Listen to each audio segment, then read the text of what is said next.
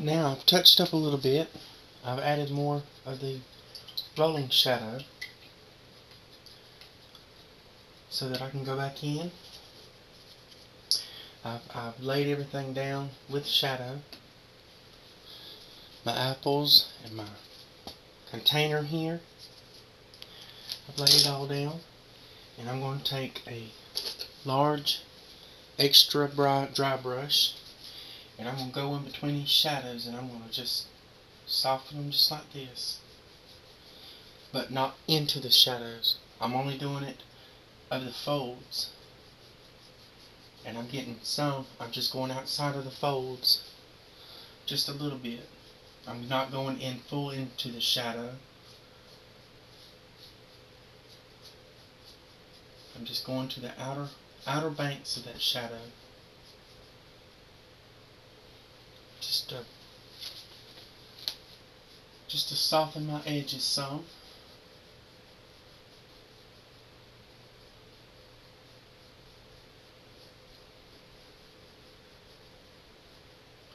And like I said, I'm not going into the shadows themselves. I'm just softening some of the areas. Some of the areas of where the light hits as well. Simply softening these shadows up some. Getting them ready for those main highlights.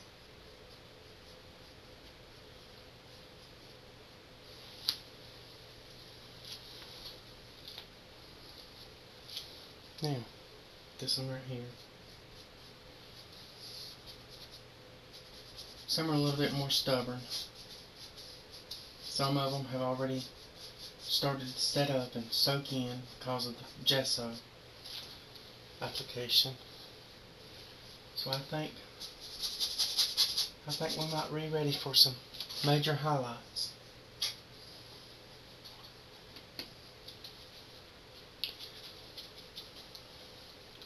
See if we can get this done with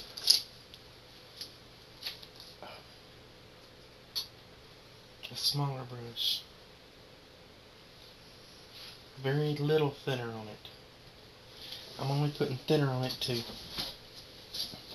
help it flow onto my canvas a little bit better. Alright, we know there's a highlight going to be here. We're going to put that in. I'm not putting it all the way up to it though. We know there's a highlight all the way down through here.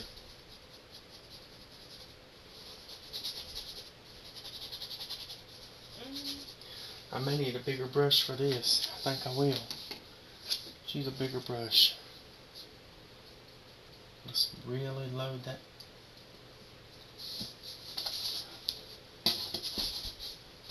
brush with paint. And we know there's one here, there's one here. It's touching right there.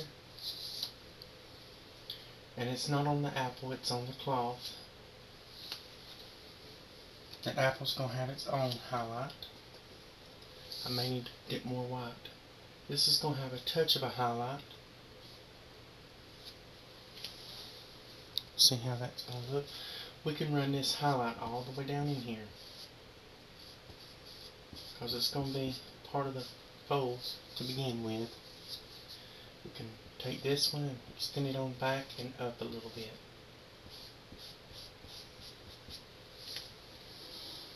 That looks okay. Let's put one here, because that's going to be where the next little heel of it is. Let's go back into our highlight color. We're going to hit really strong here, here. Try to keep the shape of your roll. Try not to go into any other color, because you want these highlights to be stark in contrast, especially when it's in front of something. And you might get some coloring on it. If you do, that's fine. Just add to the illusion that it's sitting there.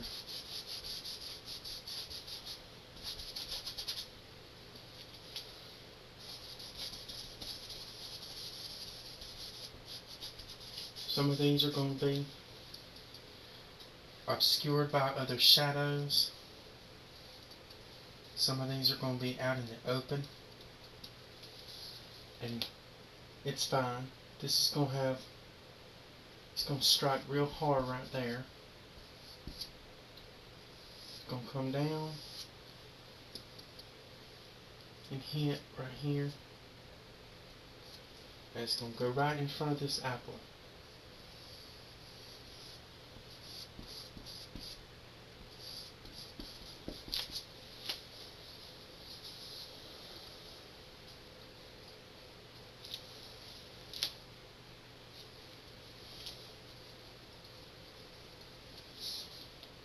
It's going to be highlight here.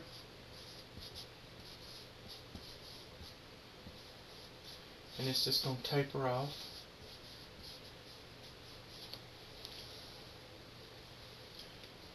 But not so much that it's going to steal from here. Because we can blend the edges in to keep out the focal points here. I'm going to go up here. And I'm going to hit these highlight areas as best as I can.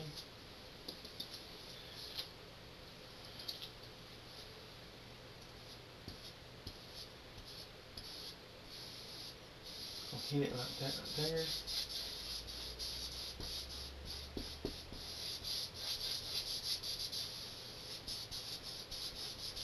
Some of these highlights are going to blend. They're going to hit. They're going to blend.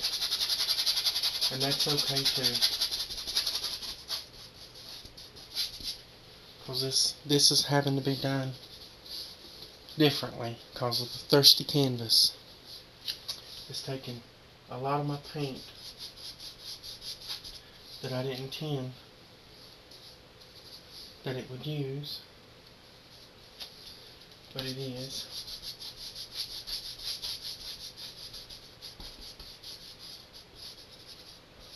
Get some of the shadow.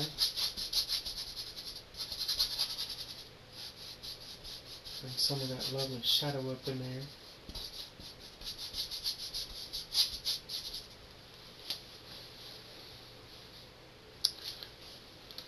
Some of it down in here.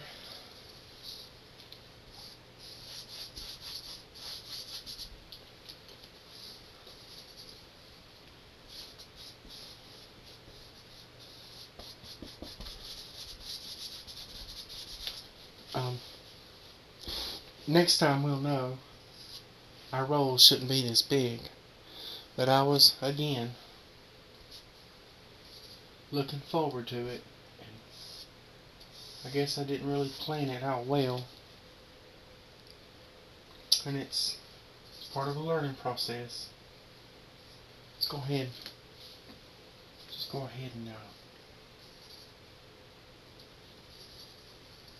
saturate this with thinner right now, because I want to hit these highlights.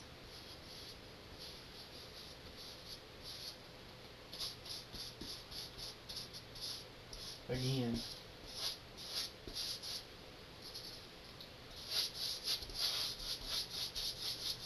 so it doesn't look so weird. Up here,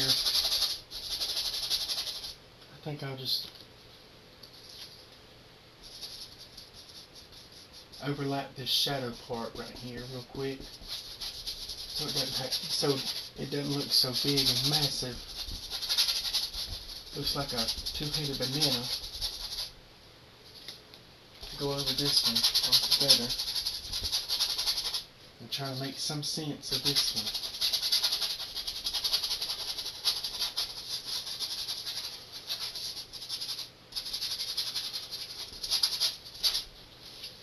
try to go into that one a little bit better. Go into this one a little bit more purpler. It's not to cause no conflict. Now let's bring some of these colors.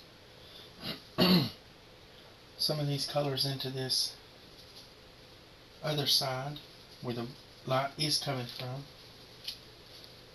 It's going to hit, perhaps it'll hit here because it's coming, the light is hitting perhaps the rolls, perhaps a roll there, and it's going to pull it, it's going to of course hit the whole thing.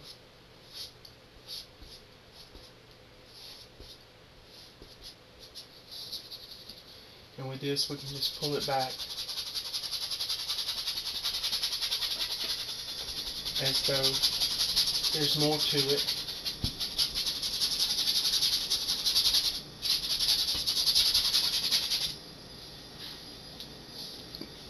And in here we can have, perhaps we have some opening right here that's bulged out. Pull it up.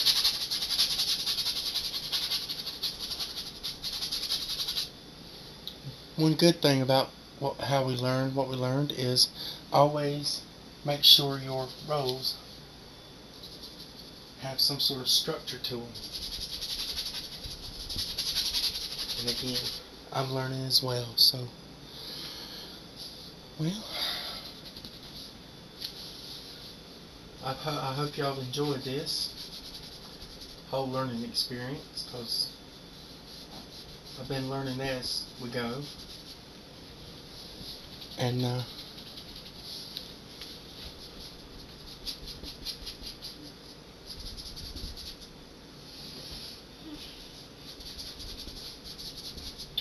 hope y'all have enjoyed this. I certainly have. And I thank you for being patient with me and allowing me to learn along with us. The next time, before we do that, let's go ahead and fix this. This is irritating me. I'm going to pure white, and I'm going to this pure white. I'm going to go ahead and touch these up. It's been aggravating me some. These are the handles to our container. Put a few very well placed smudges. Go ahead and do some, maybe some dark purple perhaps on the inside here and on the inside here. Try to blend that in some.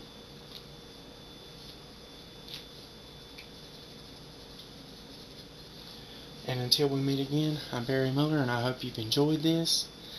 God bless and happy painting.